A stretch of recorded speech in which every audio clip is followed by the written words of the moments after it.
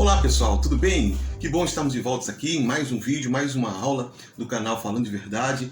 Então vamos dar continuidade hoje a uma série de vídeos dentro do assunto base de fé. Nós vamos concluir o assunto base de fé e então vamos dar início a uma outra série de estudos. Nós vamos estudar nos próximos vídeos a origem do mal, o propósito da Terra, muita coisa interessante. A gente vai lá mais para o âmbito da teoria, com base bíblica, mas no âmbito da teoria, de entendimentos, né?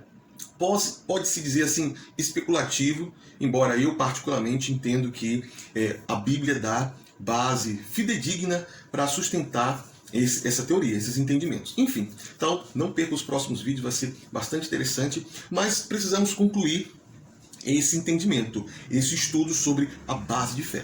Sugiro para você que ainda não assistiu os demais vídeos, os outros vídeos, né, da base de fé. Essa aqui é como se fosse a terceira parte, né? Vamos finalizar esse entendimento da base de fé, mas eu te sugiro a acompanhar os demais vídeos, cristianismo, a origem, para você ter um entendimento melhor do todo, ok? Certo? Não esqueça, se você gostar do vídeo, do conteúdo, compartilhe, dá um like porque ajuda no engajamento. A plataforma do YouTube, quando vê o número de visualizações, de curtidas, de comentários, então ela sugere, ela engaja para outras pessoas. Então, faça parte aí dessa família Falando de Verdade e nos ajude a divulgar o entendimento da verdade, ok? Certo? Vamos lá, vamos aqui dar continuidade ao último vídeo e concluir o assunto.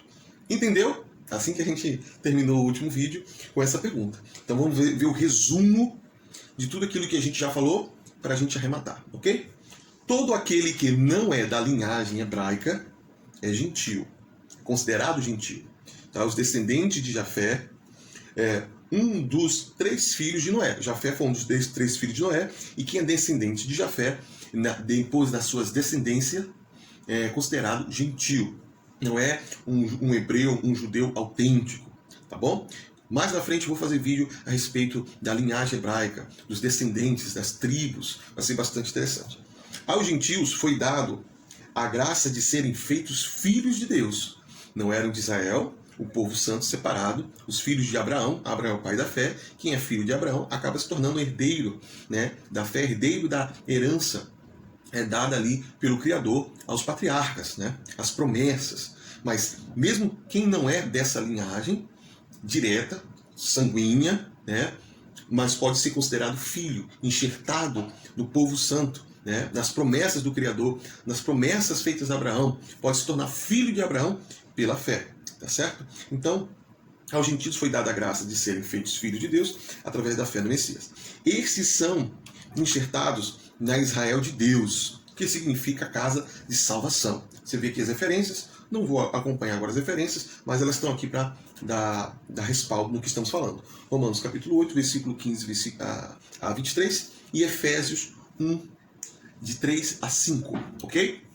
Os gentios que creem e servem o Messias se tornam novas criaturas. Tá? Quem é gentio, que não é da linhagem de Israel, é legítima, mas acredita no Messias, assume compromisso com a palavra, conhece o propósito, o plano de salvação do Senhor, que chamamos de Evangelho, que conhecemos como Evangelho, se tornam novas criaturas, recebem uma nova identidade, uma identidade espiritual.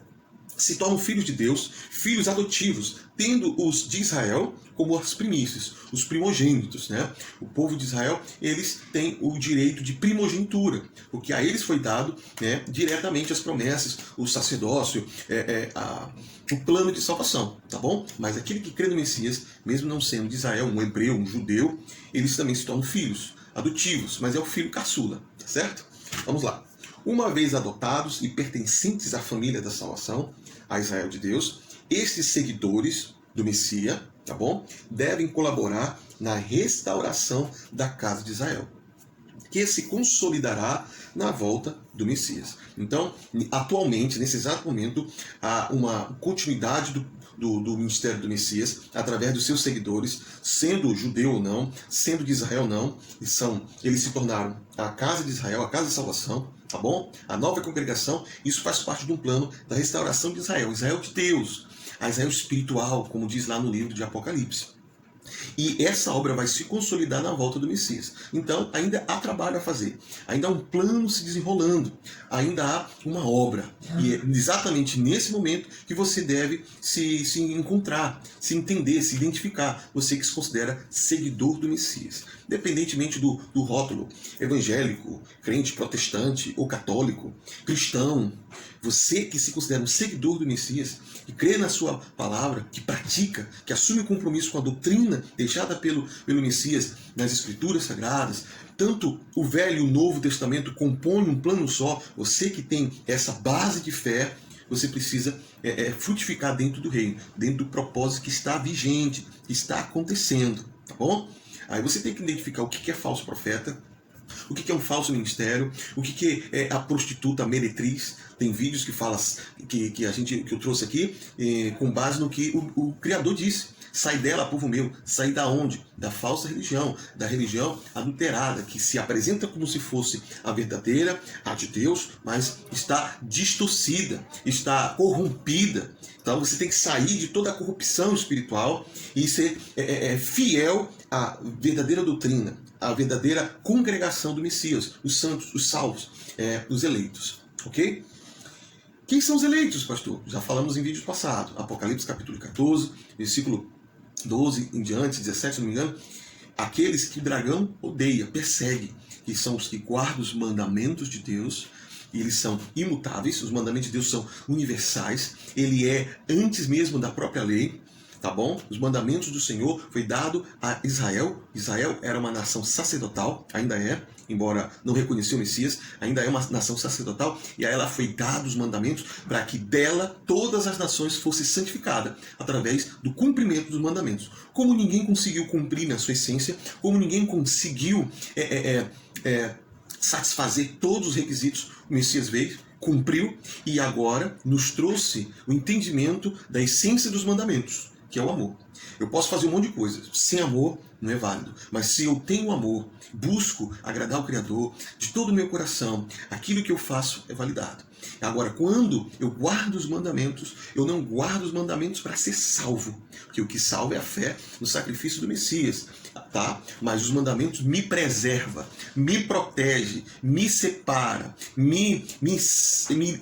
como é que eu posso dizer, liberta das paixões desse mundo, dos vícios, daquilo que me faz ficar preso no sistema, preso no cosmos, preso no mundo. Tá? Os mandamentos não vão alterar em nada a glória do Criador, o seu poder, a sua majestade. Os mandamentos é para nos proteger de nós mesmos, nos proteger das ciladas, dos enganos, daquilo que pode fazer perder a nossa salvação.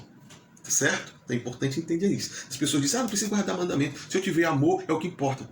Mas amar ao Criador é fazer sua vontade, é fazer o que Ele diz, é obedecer. Amor é obediência, né? Amor é não buscar os seus próprios interesses, mas o interesse do outro. Então, se você ama realmente o Criador, você se importa com o que Ele diz, os mandamentos dEle.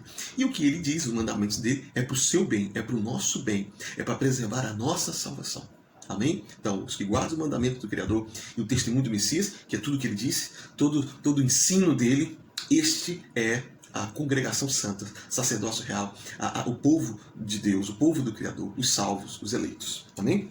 Além de tal colaboração, os seguidores do Messias também são revestidos do Espírito Santo, e este, o Espírito Santo, lhes direcionará para toda boa obra, para o fortalecimento da congregação do Messias, que as pessoas entendem como igreja, que chama igreja. Igreja é um nome grego, que vem de eclésia, os chamados para fora, e vimos que aí foi uma distorção de interpretação, de entendimento. O que de fato o Senhor veio estabelecer, restabelecer, foi a congregação dos santos, certo? Assista os vídeos anteriores. Como também na formação de novos discípulos.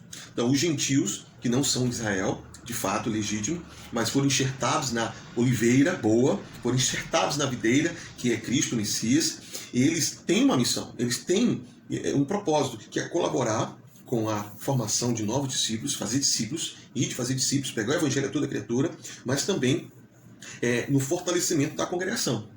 Tá? Então, há algo a fazer. Não é aceitar o Senhor, o Salvador, e pronto, viver nessa vida como se fosse mais um, como se fosse qualquer um. Como se o Criador e o Messias servisse só para realizar sonhos, ajudar nas vitórias pessoais. Não, não, não. Buscar em primeiro lugar o reino de Deus. E o reino de Deus, o reino do Criador, a vontade dele é essa. Fortalecimento da congregação, Efésios 4. Já eu vou destrinchar, tá, os 5 ministérios, as 5 unções deixadas pelo Messias para que nós possamos representá-la e frutificá-la. Essas 5 unções que compõem o corpo de Cristo, que se chama igreja, muitos chamam igreja, mas é a funcionalidade do Messias aqui na terra. Ele é o cabeça e nós somos o corpo. O corpo tem braços, pernas, tronco, os órgãos, e é assim que deve funcionar. Cada um com o seu propósito, cada um com a sua função, tá bom? Quem é você no corpo do Messias? Qual é a tua função? Se você não desempenhar a sua função com gratidão, com amor e com eficácia, o corpo vai ficar comprometido, né? Embora o Messias seja o Todo-Poderoso, esteja ali no céu, ele é o cabeça, dele vem a inspiração, a unção, as diretrizes, mas se o corpo não obedece, se o corpo não funciona, não vai adiantar nada, tá? Então é importante entender e praticar o que Efésios capítulo 4 nos ensinou.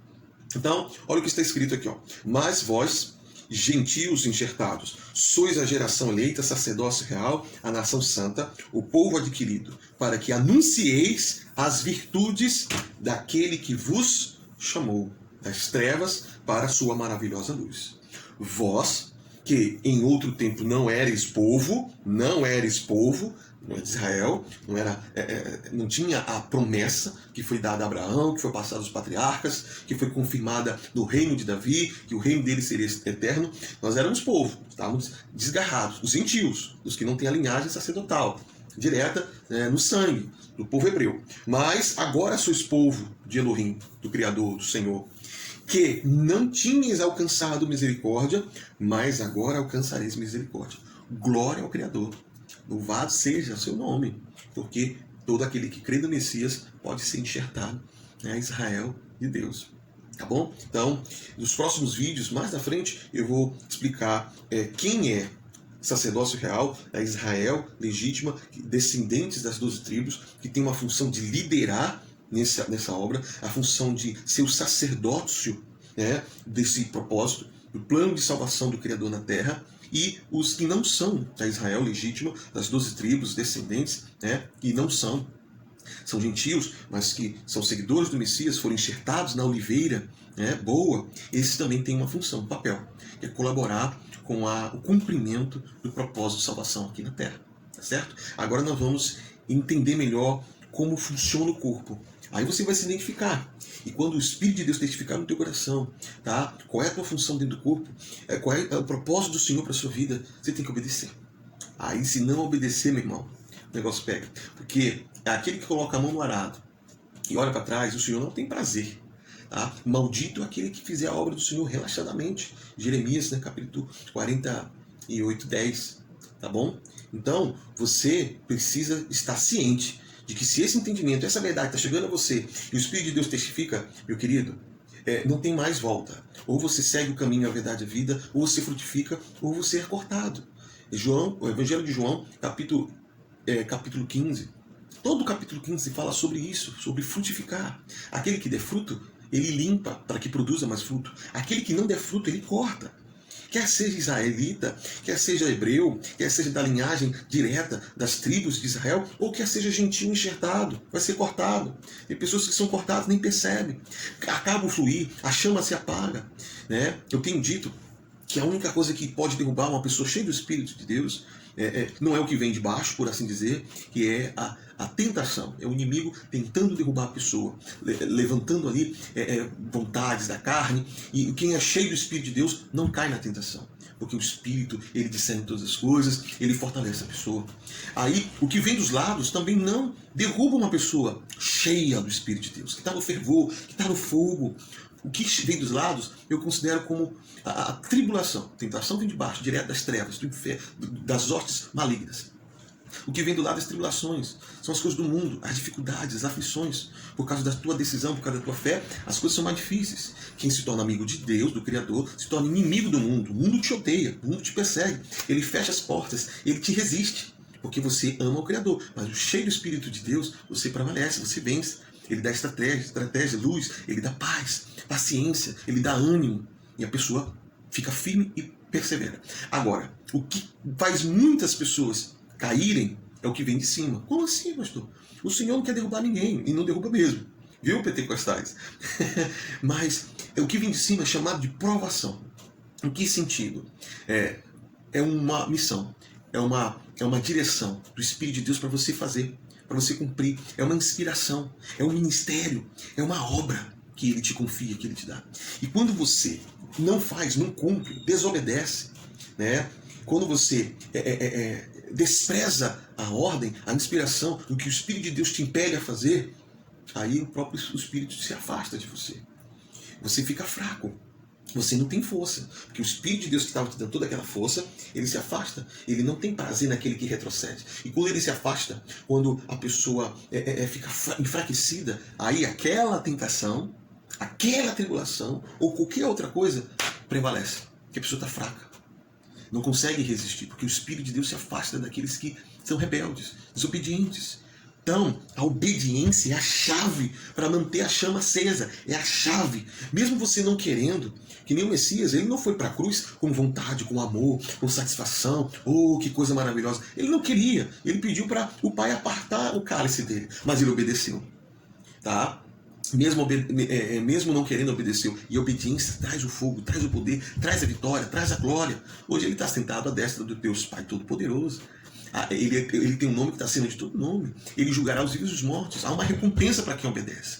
Tá? O Espírito de Deus, ele triunfa na vida do obediente, do fiel. Então, você precisa obedecer à medida que entender qual é a sua função, o seu plano, o propósito, o ministério da sua vida. E agora nós vamos para esse entendimento. Eu vou aqui apenas chegar na parte que fala sobre as 5 unções para servir com um contexto melhor para você. Pois bem, pessoal, aqui, ó.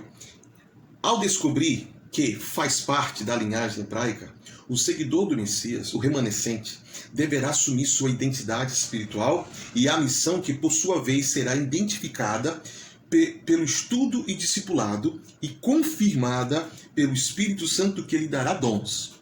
A pessoa, então, está descobrindo, eu faço parte da linhagem, eu tenho uma ascendência hebraica, então já estou automaticamente chamado para liderar, para tomar a iniciativa, tá bom? Na obra, no reino, ajudar o próximo, os irmãos, a congregação. É nesse momento que se fará necessário entender e exercer os 5 ministérios.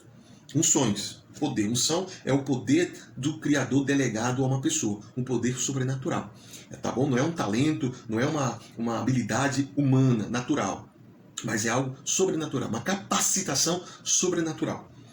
As unções deixadas pelo Messias e ministrado pelo Espírito, né? Aqui está em hebraico, eu acho, Hakodesh, como se lembrar. É na manifestação e exercício dessas 5 unções espirituais descritas em Efésios 4, tá? Que os sacerdotes, líderes, representantes do Messias irão organizar, fortalecer e potencializar o poder do Evangelho e preparar a noiva do Cordeiro, a Santa Congregação. O que está lá em Efésios capítulo 4? Você pode ler com calma, faz um estudo, se debruça, medita ali naquele capítulo que é muito profundo. Lá fala que o Messias, ele deu dons aos homens, ele deu uns para apóstolos, outro para profetas, outro para evangelistas, que é o mesmo que missionários, outro para pastores e outro para doutores e mestres, os que ensinam, os professores. Então, o Senhor, ele estabeleceu essas 5 unções, tá? E existem representantes que ele levanta para estas unções. Nós vamos agora destrinchar aqui, ok? Então, o que é a unção apostólica? A unção apostólica é a visão, o direcionamento que o próprio Criador, através do Espírito Santo, dará a alguém para implantar o reino de Deus na terra. Então vamos comparar a um terreno baldio, a um terreno que está aí.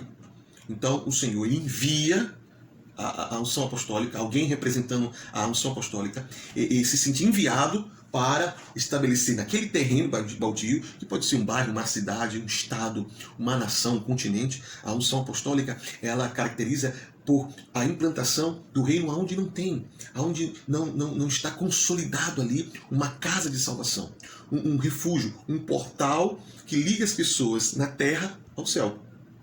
Ok? Então a unção apostólica é como aquela pessoa que olha o terreno, compra aquele terreno, paga um preço, o preço já foi pago, o preço já foi pago pelo Messias, né? Então começa a limpar aquele terreno e começa então fazer a demarcação do terreno, coloca o alicerce do terreno, faz o projeto do terreno, faz ali todo o desenho, a planta, e aí começa a construção.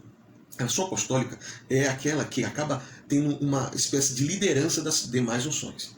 A unção apostólica traz, convida, né, para aquele propósito, para aquele projeto, as outras unções. A profética, a pastoral, a evangelística e a de mestre. Tá? Vai vendo. Então, quando está construindo aquela casa, isso é um simbolismo espiritual. Está construindo aquela casa, a casa já está pronta, mobiliada, né, coberta, né, com paredes, janelas, tudo certinho.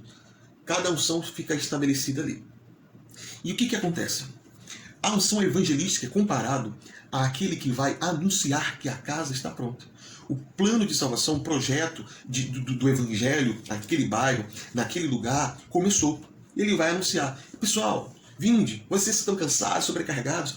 A unção evangelística, né, que é a missionária, ela tem a chama de convidar as pessoas para o evangelho, para o reino, para as boas novas, para serem curadas, libertas, renovadas, abençoadas, para serem salvas. Então é como aquele, né, representante daquela casa de salvação que vai nas ruas, vai para os lugares, convidar, atrair as pessoas para aquele plano de salvação, que a unção apostólica começou naquele lugar. Tá bom?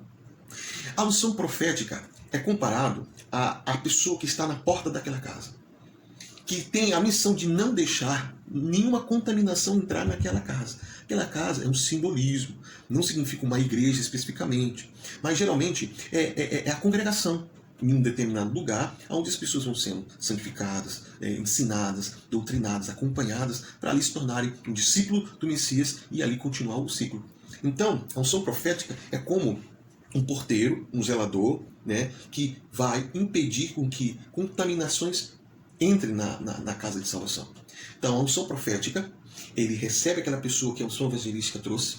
A pessoa está suja, está talvez com micróbios, espiritualmente falando, é o pecado, são culturas, são maneiras de pensar e agir, reagir, que é contrário à palavra do Senhor. Então, a unção profética, que é através da pregação da verdade. Pai, santifica-os na verdade, a tua palavra é verdade. Então, à medida que a pregação da palavra, a exortação, né, ali a denúncia do pecado, mentir é pecado, quem mente é o pai da mentira, é o filho da mentira, porque Satanás é o pai da mentira. Enquanto a pregação, aquelas pessoas que foram atraídas pela unção evangelística são santificadas. Porque elas ouvem a pregação, se constrangem, se arrependem. Senhor, eu não quero mais pecar, eu não quero mais mentir, eu não quero mais me prostituir. Eu ouvi o profeta, eu ouvi a pregação profética que diz que aquele que permanecer no erro perecerá. Eu não quero, Senhor, me perdoa, Senhor, me arrependo de tudo que eu fiz contrário à tua vontade. Então está limpando, purificando aquela pessoa que chegou, atraída pela unção evangelística, os missionários, tá? E quer estar na casa que a unção profética implantou naquele lugar. Então você está vendo aí a funcionalidade das três unções, em uma parábola. E aí o que a unção profética faz nessa parábola? É como se pegasse todas aquelas pessoas, desse um banho, higienizasse, trocasse as vestes, tudo isso pelo poder da pregação da palavra, pela profecia. Não havendo profecia, o povo se corrompe, está escrito. Então a unção profética limpa. Então vamos crer que a unção profética agiu, e aí aquelas pessoas estão com novas vestes, estão higienizadas, limpas agora, banhadinhas, né, pelas águas do Espírito, né, ali se renovaram, choraram na presença do Senhor, limpou o coração, perdoou, pediu perdão, se desfez de mágoas, de ressentimentos, de traumas, de maldições do passado. A unção profética limpou aquela pessoa, purificou, santificou pela palavra. E agora, o que vem? Vem a unção pastoral. Porque aquelas pessoas foram atraídas, entraram na casa de salvação, tá? Que é espiritual, representado pelas congregações, pela comunhão dos santos, a casa de salvação, o povo que se reúne, onde 2 ou mais estão reunidos, ali o Senhor se faz presente e ali se torna ali uma casa de oração, uma casa de salvação, tá bom? Só que aquelas pessoas estão com fome, estão vazias. O que o Messias falou para Pedro? Pedro, tu me amas? Apacenta minhas ovelhas. Cuida dela. Alimenta elas. Elas vão chegar confusas, perdidas, vazias, com fome, tá? Você limpa através das profecias, da palavra, elas são limpas, mas tem que alimentar, tem que cuidar, tá bom? Tem que dar ali o alimento diário. Então, a unção pastoral é aquele que cuida. Diferentemente do que muitos ensinam por aí, que pastor é como se fosse o líder de uma igreja que prega. Não. A unção pastoral é cuidado, é acompanhamento, é o discipulado, é pegar na mão, é se importar no zelo da integridade física daquele discípulo, daquela ovelha, da integridade emocional, psicológica daquela ovelha. Tem pessoas que são libertas, né, de males, de demônios, mas ficam, né, sequelas, ficam mal entendimentos, ficam ali traumas na alma. Né? Pessoas que não sabem constituir uma relação. Aí vem a questão de casamento, vem a questão de trabalho, de finanças, como viver dignamente na terra sem se corromper com o mundo, como lidar com as dificuldades. Isso é a unção pastoral que faz. É como se fosse dar dentro daquela casa o cozinheiro, o mordomo da casa, né? Que recebe aquelas pessoas, estão limpas, bonitinhas, e a unção pastoral convida para almoçar. Vamos almoçar? Vamos jantar? Eu vou dizer as regras da casa. Olha, pessoal, de manhã, vamos tomar um café, tá bom? Vamos fazer uma atividade física para não ter sedentarismo. Isso eu estou falando de coisas espirituais. É o pastor que estimula as pessoas, a ovelha, a sempre estar no exercício da fé, se alimentando da fé, não deixando de se congregar, não deixando de orar, não deixando da intimidade com o Criador, ensinar a eles a fazer o básico, a servir um ao outro dentro daquela casa, a evitar contendas, a evitar competições, a fazer com que haja harmonia. Isso tudo é a unção pastoral que faz dentro dessa casa de salvação. Tá dando para entender? Efésios capítulo 4. Tá? Então você vai ver lá em Efésios que o Senhor disse que os dons foram dados para aperfeiçoamento dos santos, para que haja uma harmonia em todas as unções, em todas as pessoas, tá? Para que o corpo cresça, que mais pessoas se convertam, mais pessoas entrem na casa de salvação. E aí vem agora, para concluir, a unção de mestre, a unção de ensino, que é como se fosse, dentro da casa de salvação, dessa analogia que a gente está falando, um escritório. Lá dentro da casa tem um escritório, já passou pelo pastor, os cuidados da unção pastoral, né? Já passou pelo profético, que é a limpeza do espírito, de todo pecado, a separação, trevas e luz, a obediência, a palavra que vai santificando. Já foi alcançado pelo missionário, lá fora, pelos evangelistas, já passou, já está desfrutando tudo que a unção apostólica implantou ali, que a unção apostólica que levou à construção daquela casa, a unidade das unções, o funcionamento, né, dos ministérios. E agora está na hora de aprender, de ser capacitado para continuar esse ciclo. É dentro da unção de mestre, né? É como nós estamos fazendo aqui. É como se aqui a unção de mestre estivesse se manifestando, a unção de ensino, para você entender. E à medida que você entende, se identifica com o seu papel, a sua função no reino, o Espírito de Deus te capacita. E primeiro você entende, o Espírito de Deus te dá o poder, a inspiração. Dele vem o querer e o realizar. Então você tem aquela chama, aquele impulso. Eu quero fazer algo para o reino. E eu quero ajudar as pessoas, eu quero curá-las, ou quero pregar o evangelho a elas, ou eu quero convidar elas para a salvação. Então você vai identificar a que unção você pertence. Você pode ser um representante de uma dessas unções, é quem lidera a unção apostólica, ou quem lidera a unção missionária, né? A unção pastoral, a unção profética, ou a unção de ensino. Esses líderes geralmente são quem está à frente de uma congregação, são quem está à frente de um projeto, são quem está à frente de um plano, tá certo? É importante que as congregações tenham a manifestação das 5 unções, porque todos nós precisamos de um pouco delas. Então a unção de mestre de ensino é importantíssima para que o ciclo continue, para que aqueles discípulos que desfrutaram de toda a bênção das unções não parem por ali, não fiquem só recebendo. Eles têm que dar, eles têm que levar, eles têm que se identificar em uma das unções e frutificá-la, para que haja uma nova geração. Tá? Então, na hora que a pessoa estiver estudando, entendendo, e o Espírito de Deus testificando, ela vai sentir a chama para a unção apostólica, por exemplo. Ou então a chama para a unção pastoral. Ela olha as pessoas, ela quer cuidar das pessoas, ela se importa, ela sempre tem um conselho, sempre tem uma palavra que edifica, ou que consola, ou que exorta. Então, à medida que ela identifica a característica da unção profética. A unção profética é aquela mais linha dura, fala a verdade mesmo, doa o que doer, custe o que custar. A unção profética zela pela palavra, não zela pelo lado emocional ou por agradar. A unção profética, ela é um guardião das escrituras, da palavra que está escrito, né? Denunciando o pecado. A unção evangelística, os missionários são aqueles mais sensíveis com as causas das pessoas, que fazem de tudo para com todos, querendo atrair as pessoas. É aqueles que pegam mais leve, são mais suaves no falar, são mais convidativos, são mais cativantes.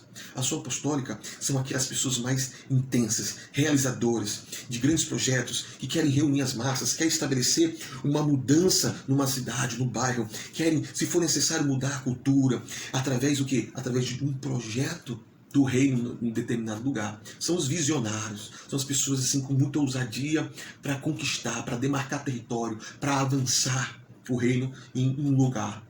Certo?